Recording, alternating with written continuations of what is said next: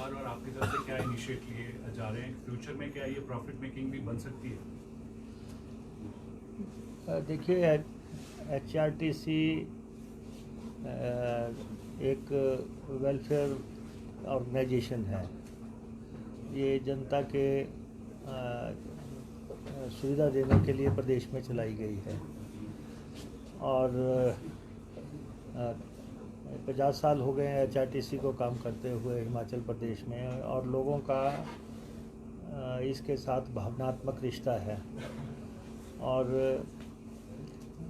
लगभग 5 लाख लोगों को रोज़ाना ये ट्रैवल करवाते हैं with in state and outside state. तो इसलिए क्योंकि यहाँ पे ना तो कोई एयर लिंक बहुत ज़्यादा हैं, रादर नगण्य है, ना ही हमारे पास जो है रेलवे की ऐसी सुविधा है। तो ज़्यादातर जो है लोग HRTC पे डिपेंड करते हैं या फिर प्राइवेट बसेस पे हैं, उन पे डिपेंड करते हैं। तो इसलिए ये कहना कि HRTC को जो है मुनाफे में चलना चाहिए, तो ये आपका $1 मिलियन क्वेश्चन है, क्योंकि प्रदेश के लोगों को सुविधा देनी है और रियायती सफ़र भी करवाना है। महिलाओं को रियायती 50% महिलाओं को रियायती सफ़र है। ऐसी बहुत कैटेगरीज़ हैं, 28 तरह की कैटेगरीज़ हैं जिनको रियायती सफ़र करवाया जाता है। और फिर सेकेंडली ये है कि घाटे के सारे रूट जो हैं वो HRTC चलाती है। दूर दराज दुर्गम इलाके पे HRTC जाती है, जहाँ कोई नहीं जाता वहाँ पे HRTC को बस भेजनी पड़ती है। और कोई डिज़ास्टर आ जाए या पहले कोरोना आया था या और का समय आता है, तो HRTC को ही सर्विस में प्रेस रखना पड़ता है। तो इसका मल्टीपल गतिविधियां हैं। फिर भी कोशिश रहती है कि HRTC जितना मुनाफा कमा सके। उसके अलावा सर गवर्नमेंट मदद करती है HRTC के संचालन में इन सारे फैक्टर्स को देखते हुए।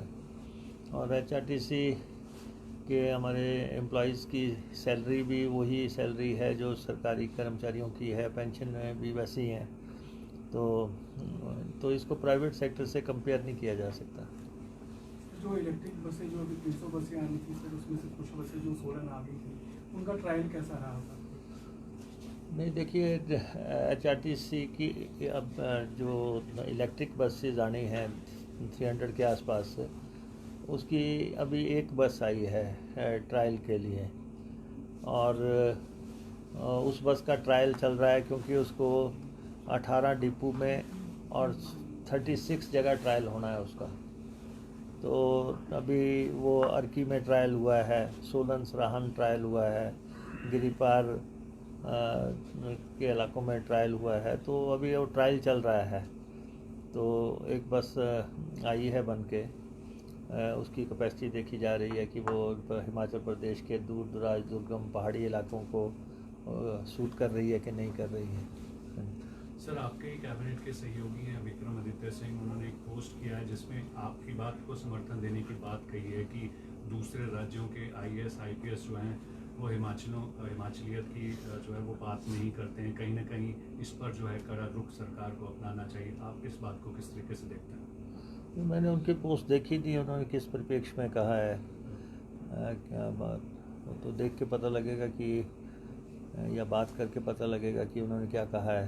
सर, जिस तरीके से सवाल आपने अधिकारियों की मंशा पे जताए थे, वही सवाल उन्होंने भी उठाए हैं कि वो उन्हें हिमाचलियत से कोई सरोकार नहीं है, वो केवल अपने पर्सनल बेनिफिट के लिए काम कर रहे हैं। नहीं, हमारा ये है ना, आकाशवाणी एक बार होती है। हमने जो कहना था कह दिया था।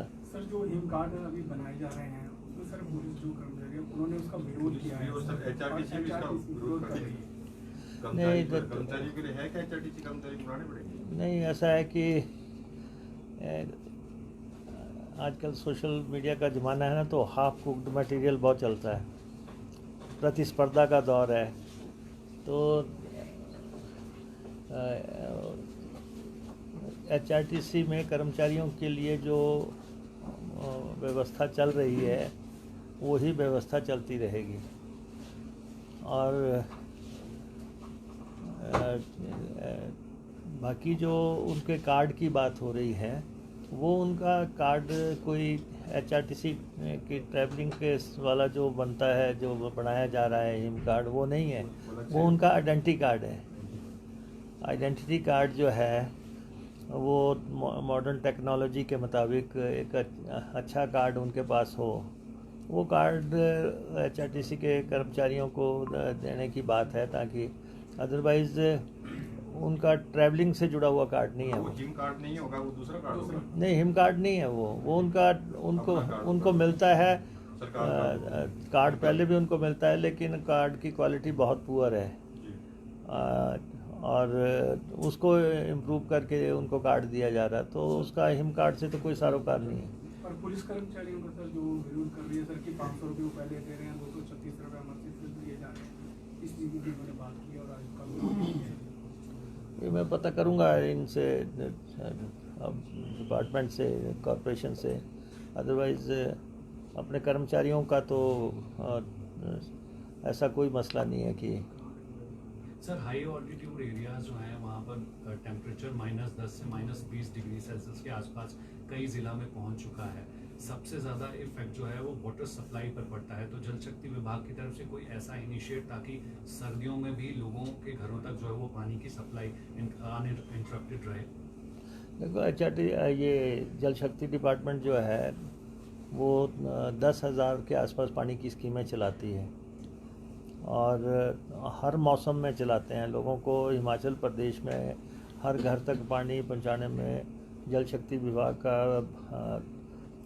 रोल है और अकेले डिपार्टमेंट का ही रोल है। यहाँ कोई प्रतिस्पर्धा में कोई दूसरा आदमी नहीं है, तो मुझे नहीं लगता कि कहीं पे ऐसी दिक्कत आ रही है। बाकी कहीं अगर फ्रीजिंग ही हो जाए तो उसके लिए यूनियन से बात चल रही है कि फ्रीजिंग टेक्नोलॉजी को कैसे स्टेट में लाना है। तो पहले यूनियन मिनिस्टर आए थे, उन्होंने कुछ अनाउंसमेंट्स भी की थी, लेकिन समहाउ वो पैसा आ नहीं पाया। तो बाकी तो स्टेट में सारी स्कीम्स जो हैं एफिशिएंटली रन की जा रही हैं। सर, आपने एक विषय उठाया था मंडी रैली में कि ऐसे ऑफिसर हैं जिनका कामकाज जो है सरकार के मुताबिक सही नहीं है। अभी विक्रमादित्य सिंह जी ने भी ऐसा ही विषय उठाया है और IAS ऑफिसर और IPS ऑफिसरों का जिक्र किया है। तो क्या ऐसे ऑफिसरों का आप नाम सार्वजनिक करना चाहेंगे कि जो सरकार के साथ नहीं चल रहे हैं और सरकार के कार्यक्रमों को आगे नहीं बढ़ा रहे? मेरे प्रश्न पे जवाब दिया जा चुका है, आपके आने से पहले ये पूछ चुके हैं। उनका नाम बता सकते हैं आप? नहीं, ये सवाल पास हो चुका है आपके आने से पहले। नहीं, वो अधिकारियों के नाम आपने नहीं, ये प्रश्न नहीं हो चुका है। अब आप लेट आए हैं, अपने साथियों को देख लेना। लेट तो आए, हमें तो सूचना अभी मिली ना। नहीं, सूचना नहीं है, ये तो वॉक इन है कि I am, it's not a press conference. ये तो कर्मचारियों के जो डिजिटल कार्ड बन रहे हैं, क्या उसके 118 रुपये दिए जाएंगे कर्मचारियों के डिजिटल कार्ड? इस प्रश्न का भी हो गया। यह नहीं, प्रश्न, आप देखिए जवाब दीजिए, क्योंकि आप उपमुख्यमंत्री अरे हैं। प्रकाश जी, आपके आने से पहले ये सवाल पूछा जा चुका है। नहीं, ऐसा ना, ऐसा है ना, सवाल पूछना आपका अधिकार है, उत्तर देना मेरा अधिकार है। मैंने कहा कि ये सवाल पूछा जा चुका है, इसका जवाब जितना मैंने देना था दिया जा चुका है। नहीं सर, PWD मिनिस्टर में समर्थन कर रहे हैं कि अरे मैंने जवाब दे दिया ना इस सवाल का। PWD मिनिस्टर ने क्या कहा मैंने नहीं देखा है अभी, अच्छा। लेकिन मैंने जो कहा है मैं उस पर बोल चुका हूँ। चलो सर, आप एक युवा कांग्रेस के पूर्व कार्यकारी अध्यक्ष है, उन्होंने कहा कि सरकाघाट जो जल शक्ति डिवीजन है उसमें भ्रष्टाचार का अड्डा बन गया, कुछ टेंडर में अनियमितता की बात उठाई है उसमें, तो आपके नहीं, वो उन्होंने सोशल मीडिया पे डाला है। जब हमारे पास कंप्लेंट आएगी फिर हम देखेंगे। अभी तो उन्होंने सोशल मीडिया पे कहा है कि हम DCM से मिलेंगे, तो जब वो कुछ भेजेंगे तभी हम देख पाएंगे। HRTC में आपने व्यवस्था की है कि किस तरह से उसको घाटे से उबारा जाए। आपके जो RM है वो गाड़ियों से उतरते नहीं नीचे। एक उदाहरण दे रहा हूँ, रिकांग की चंडीगढ़ बस होती है, पहले वो डायरेक्ट चंडीगढ़ तक जाती थी, अब उसके लिए सनवारा के पास वो खड़ी होती है शाम को। आपका रेवेन्यू 90,000 से कम होकर के 60,000 आ गया है। आप ऐसे अधिकारियों के खिलाफ कार्रवाई करेंगे क्या? नहीं, हम इसका रिपोर्ट मंगवाएंगे जो आप बता रहे हैं। एक्शन तो बात की बात है, पहले तो ये देखना कि जो आपने कहा है कि रेवेन्यू लॉस हुआ है और गाड़ी चंडीगढ़ की बजाय सनारा खड़ी होती है, अगर वो चंडीगढ़ से ला के वापस वहाँ खड़ी करते हैं नहीं, जाते हुए सनवारा में खड़ी होती है, वो तो बाकी सारी बसें जस्ट पहले सीधी जाती थी। नहीं, वो तो अगर वो चाय पीने के लिए रुकते हैं या खाने के लिए रुकते हैं वो तो दैट इज़ सेपरेट इशू। लेकिन अगर रेवेन्यू लॉस है कि वहाँ पे उस रूट पे उसका क्या कारण है वो देखा जा सकता है। एचआरटीसी का भी तक घाटा कितना? नहीं, एचआरटीसी तो गवर्नमेंट से ही चलती है, गवर्नमेंट की मदद से ही चलेगी, क्योंकि एचआरटीसी एक वेलफेयर ऑर्गेनाइजेशन है, 5 लाख लोगों को घर तक पहुंचाती है, प्रदेश के दूर दराज दुर्गम इलाकों में जाती है। हर घाटे का रूट जो है एचआरटीसी चलाती है। और अभी आप हिसाब से पहले एमएलए आए थे, ये कहते इस बस को 3 किलोमीटर बढ़ा दो, दूसरा कहता है 5 किलोमीटर बढ़ा दो, कोई कहता है कि इसमें बच्चे आ रहे हैं उसको बढ़ा दो। तो ये तो वेलफेयर ऑर्गेनाइजेशन है, वेलफेयर के हिसाब से हम इसको काम लेते हैं एचआरटीसी को, तो इसलिए इसको घाटे से तोलना तो कहीं भी मुनासिब नहीं है, क्योंकि कुछ सर्विसेज ऐसी होती हैं जैसे हम बुज़ुर्गों को पेंशन देते हैं या महिलाओं को कोई देते हैं, मदद करते हैं। तो एचआरटीसी तो एक ऐसी सेवा है जो हिमाचल प्रदेश के जो पूरी जनसंख्या है उस हर व्यक्ति ने उसमें कहीं ना कहीं किसी न किसी वक्त सफ़र किया है, तो वो सबके काम आती है। तो मैं नहीं समझता कि इसका घाटे से मूल्यांकन किया जाए, क्योंकि कई दफ़ा 2 सवारियों को भी छोड़ने जाना पड़ता है, 4 को भी छोड़ने जाना पड़ता है। कई दफ़ा आगे रूट पूरी तरह जो है नाकाम होता है, लेकिन वो पब्लिक के प्रेशर में चलाना पड़ता है। तो इसका बहुत ज़्यादा घाटे से कोई, फिर भी जितना प्लगिंग की जा सकती है उतना हम कोशिश कर रहे हैं, काफ़ी जो है बंदोबस्त कर रहे हैं। सर अभी नई बस हाथ में आ रही सर हुआ है, हाँ? जो हरिपुर दहार में भी बस एक्सीडेंट हुआ है, वहाँ पे लोगों का कहना है कि वो रोड काफ़ी डेंजरस है, मतलब वहाँ ना पैराफिट लगे हैं ना क्रैश बैरियर्स लगे हैं, तो अगर ये चीज़ें होती तो शायद एक्सीडेंट ना होता। तो आपकी जो पीडब्ल्यूडी या कोई और जो दूसरी संस्था है जो देखती है रोड को, उनको लेके कोई किस तरह की बात है कि वहाँ पे क्रैश बैरियर्स या पैराफिट्स वगैरह से रोडों को लगाया? नहीं, देखिए उस जो घटना का मजिस्ट्रियल जांच के आदेश दिए गए हैं उसकी रिपोर्ट आएगी, लेकिन मैं खुद गया था मौके पे।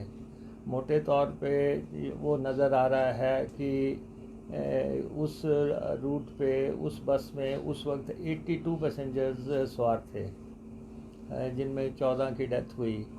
और लेकिन ओवर लोडिंग उसका एक मेजर फैक्टर हो सकता है, बाकी तो रिपोर्ट बताएगी।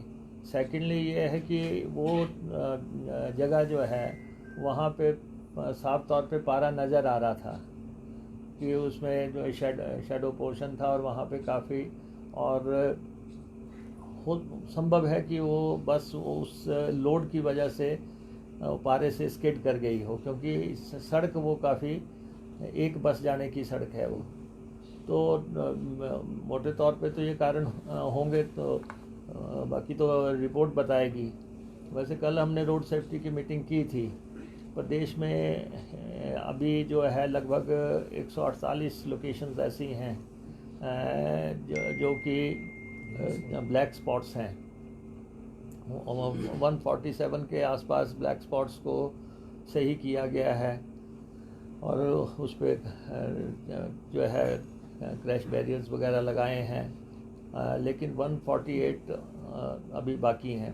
तो हम यूनियन को भी प्रस्ताव भेजेंगे कि इन ब्लैक स्पॉट्स को जो है सही करने के लिए वो हमारी मदद करें, और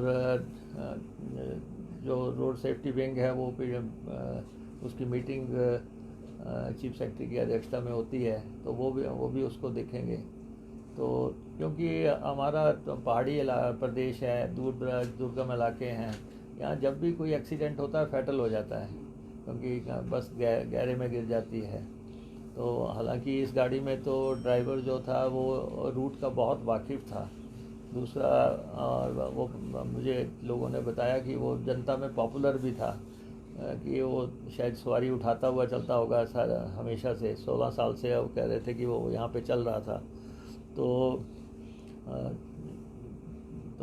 दुर्घटना हुई, एक दुखद हादसा है, लेकिन पड़ताल हम करवा रहे हैं। सर वो एरिया काफ़ी ज़्यादा वल्नरेबल है एक्सीडेंट्स के लिए, आपका कुछ चौपाल हो गया, हरिपुर हो गया, वहाँ पर ये कहना गलत है कि वहाँ पे कोई HRTC के रूट चलते थे वो बंद हो गए। मैंने आज भी HRTC ऑफिसर्स थे आए हुए, तो हमने पता किया तो HRTC का कोई रूट वहाँ बंद नहीं है। इस रूट के पीछे भी 2-3 बसें और आनी थी, लेकिन क्योंकि मेला था तो लोगों ने जो है बस को प्रेफर किया होगा। तो हमने कहा है कि अब डिप्टी कमिश्नर्स को भी हम लिखेंगे कि जब आपको लगता है मेले हो रहे हैं और भीड़ ज़्यादा हो रही है, तो वो मेला स्पेशल बसेस की मांग करें हैं डिपार्टमेंट से, कॉरपोरेशन से, ताकि वो बसें मुहैया करवाई जा सकें। सर प्राइवेट डेवलपर के जो प्राइवेट ऑपरेटर हैं वो घाटे के रूट लेने के लिए ज़्यादा इच्छा नहीं जता रहे, तो कोई सरकार ने कुछ स्कीम निकाली है कि और इस तरह से जाए? नहीं, देखिए ऐसा है कि घाटे के रूट तो HRTC ही चलाएगी मोटे तौर पे, तो क्योंकि वो हमारा नैतिक जिम्मेवारी है कि हम लोगों को घर तक, कोई प्राइवेट ऑपरेटर जो है वो क्यों चलाएंगे। तो जब पहले ऐसे प्रयास होते रहे कि आप 2 मुनाफे के ले लो, 1 घाटे का ले लो, वो भी बहुत ज़्यादा चल नहीं पाई स्कीमें। लेकिन HRTC के पास कोई 3200 गाड़ियों का फ्लीट है। इनमें कोई 400-500 गाड़ी ऐसी है जिनको कि रोड से हटाना वक्त की ज़रूरत है, और वो हम उसके प्रयास कर रहे हैं। क्योंकि कुछ तो ऐसी हैं कि जो हमें JNRU में मिली हैं बसेस, उनकी एवरेज जो है 12 मीटर की बसेस हैं, उनकी एवरेज जो है वो 2 किलोमीटर है। वो 2 किलोमीटर की एवरेज में वो किसी भी तरह हमें बारह नहीं खाती हैं उनको चलाना। और कुछ बसें ऐसी हैं जो कि इसका वैसे तो पैमाना बना हुआ है बसेस को रोड से हटाने का, एक 15 साल का है और दूसरा 9 लाख किलोमीटर का है। तो 15 साल पे तो बस हटानी ही पड़ती है, और लेकिन कई बसेस जो हैं रोड वर्दी नहीं है, उनको नहीं चलाया जा सकता। तो लगभग 500 बसें ऐसी हैं जिनको रोड से हटाने का हमें हटाना है उनकी कंडीशंस को देखते हुए। लेकिन जब तक हमारी ये 300 बसेस ये इलेक्ट्रिक नहीं आ जाती, जो कि अब फाइनलिटी में है, और उसके बाद मिडी बसेस आनी है 100 के आसपास,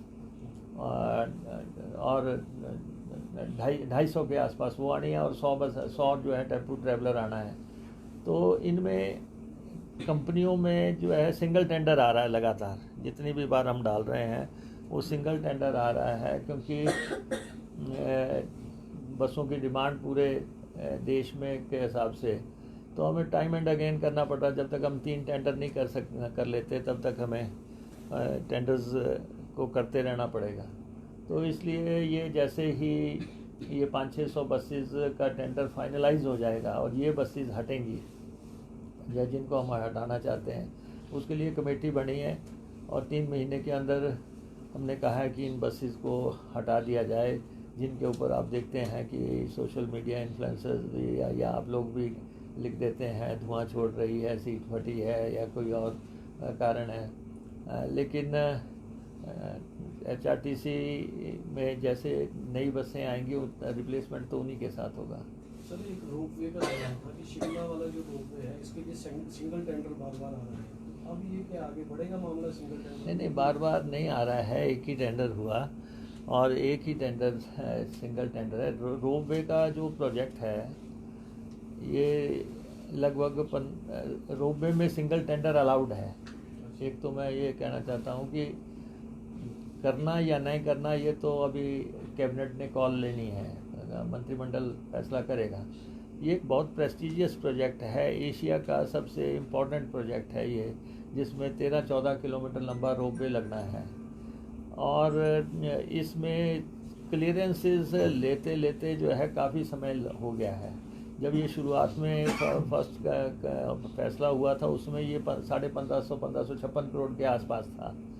अब 5 साल हो गए इनकी सारी परमिशनों को लेते हुए, कोई टेंडर करते हुए, कोई इकोनॉमिक मिनिस्ट्री से परमिशन होनी है, कोई ट्रांसपोर्ट मिनिस्ट्री से परमिशन होनी है, कोई स्टेट की परमिशन होनी है, नेशनल एनडीबी जो है बैंक्स हैं, जो फॉरेन बैंक्स हैं, उन्होंने पैसा देना है। तो इसलिए ये सारे एग्रीमेंट करार देते करते करते अब 5 साल हो गए हैं। और 5 साल में जो टेंडर जब फाइनलिटी की तरफ आया है तो उसकी कीमत जो है लगभग 500 करोड़ रुपया बढ़ गई है। तो अब सेंटर से भी इसमें पूछा जाएगा कि इसमें क्या करना है, क्योंकि डॉलर की कीमत के हिसाब से, समय के हिसाब से, और फिर हम we are living in a political setup है। अभी तक सिंगल टेंडर आया है, अभी बात हुई नहीं। अभी उसको पेश अभी से शुरू कर दिया कि वो बहुत बड़ा घोटाला हो गया, जबकि अभी तो टेंडर भी फाइनल नहीं हुआ। अभी तो टेंडर कैबिनेट में भी नहीं गया। लेकिन ये है कि टेंडर में जब टेंडर की नेगोशिएशन हुई है तो कंपनी के साथ उन्होंने 500 करोड़ रुपए उसको नीचे लाया है। तो जैसे 250 करोड़ रुपए के आसपास था तो उन्होंने 2300 करोड़ रुपए पे नेगोशिएशन की है।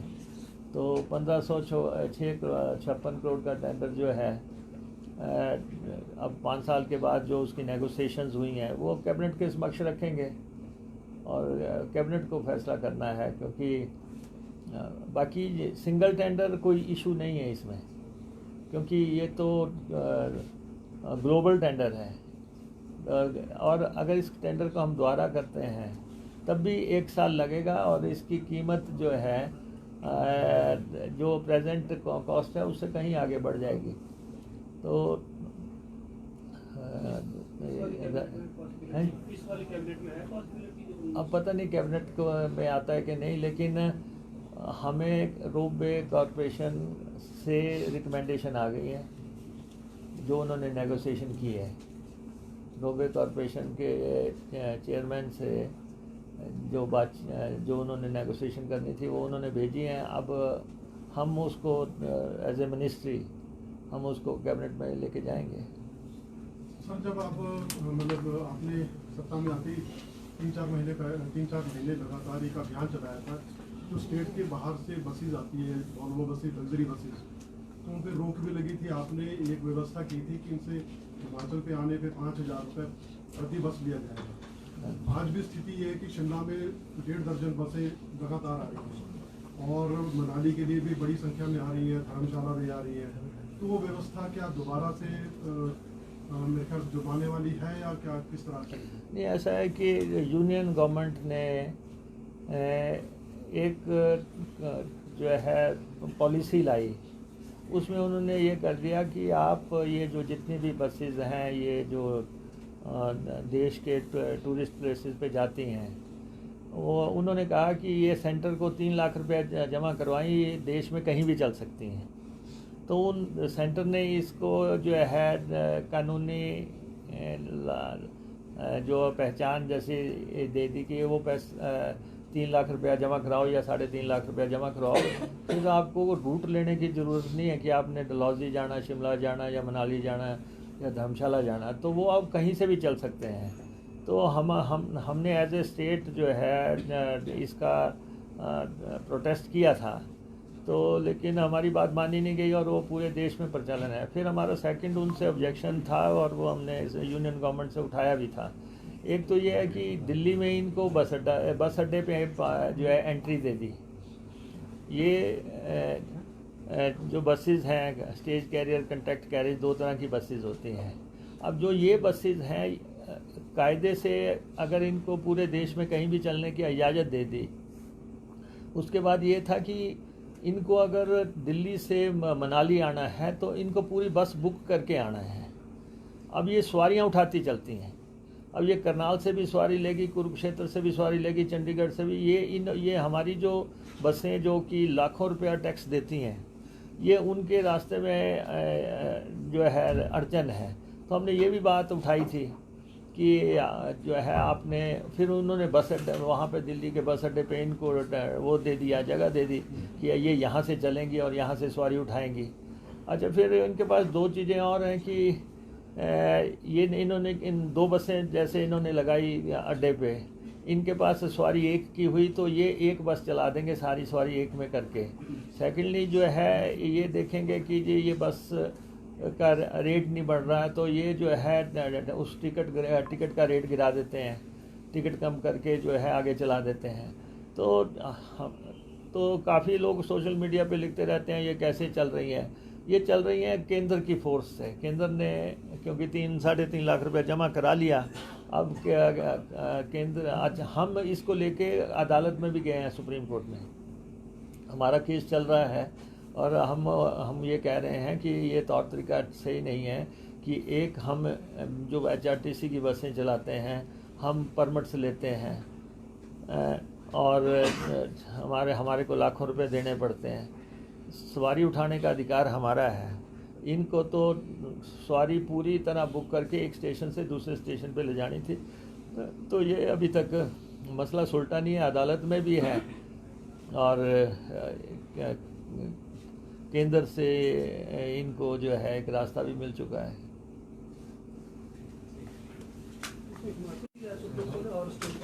ये हम गए हैं, बाकी स्टेट्स तो नहीं है। एक कोई स्टेट पहले केस जीती है इसमें, तो उसी एनोलॉजी पे हमने क्या केस किया है। तो अब देखते हैं कि क्या बनता है।